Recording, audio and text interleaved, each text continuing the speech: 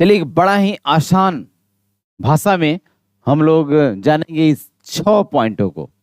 ये 6 पॉइंट को याद करने में, रटने में बच्चे बहुत समय बर्बाद कर देते हैं, लेकिन आपको 1 मिनट नहीं लगेगा। 1 मिनट में ये 6 पॉइंट याद रखिएगा।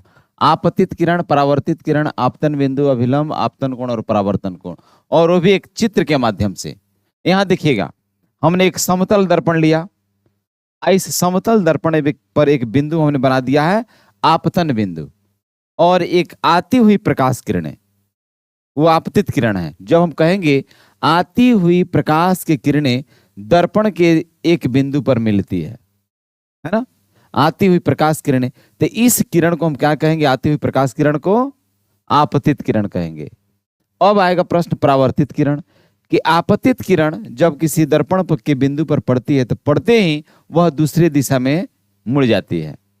ये दूसरे दिशा में मुड़ने की यह क्रिया जो होता है, ये परावर्तित किरण है। ठीक है ना। अब आपतित किरण और परावर्तित किरण के बीच में खींचा गया लंब अभिलंब कहलाता है। एकदम क्लियर हो गया।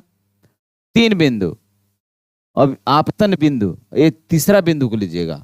2, 3, 4 हो गया। आपतन बिंदु इसी को कहते हैं, है बिंदु क्या है? आपतन बिंदु। तो आपतित किरण जिस बिंदु पर आकर टकराती है, आपतित किरण जिस बिंदु पर आकर टकराती है, इसको कहते हैं आपतन बिंदु। क्लियर। अभिलंब हो गया।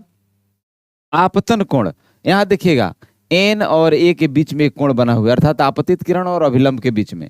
एकदम आसान, क्लियर कर दीजिएगा कि आपतित किरण और अभिलंब के बीच में बना हुआ कोण आपतन कोण कहलाता है। इसको किस अक्षर से सूचित करते हैं?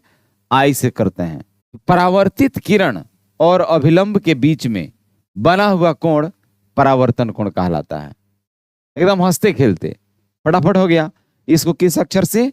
आर से सूचित किया गया है, क्योंकि आई को इंसिडेंट रे और आर को रिफ्लेक्टेड रे कहते हैं।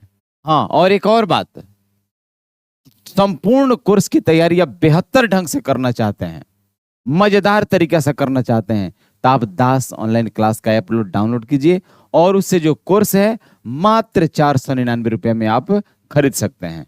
एकदम टोटल 12 महीना के लिए बिल्कुल निश्चिंत।